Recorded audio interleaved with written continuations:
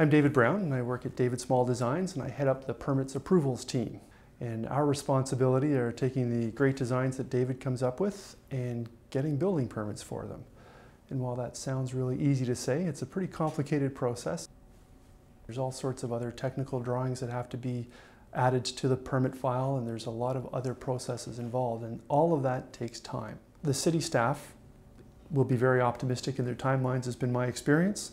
We're a little more realistic in our timelines. Having been through this on a number of projects, we have a better appreciation for what the real timeline is, because from the city's perspective, when we submit the complete permit application, they'll review it in 10 days and issue a permit.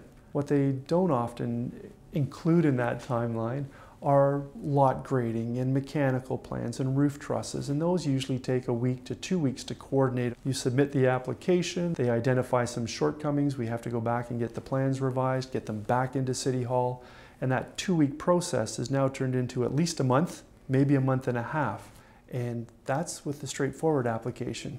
Heaven forbid we have a situation where site plan approval is required, or we have to deal with a conservation authority, or even more challenging, the Committee of Adjustment and getting a variance from the committee. It can be quite a daunting task for a homeowner to get through this process. And as I said, when you've got all that excitement about your new design and you're just over the moon, you want to get this building permit, to run into the bureaucracy and to run into the challenges of that process can become frustrating and takes a bit of the shine off. Because of our experience, having been through this as many times as we have, we know what we need to pull together to make the application perfect on the first go round.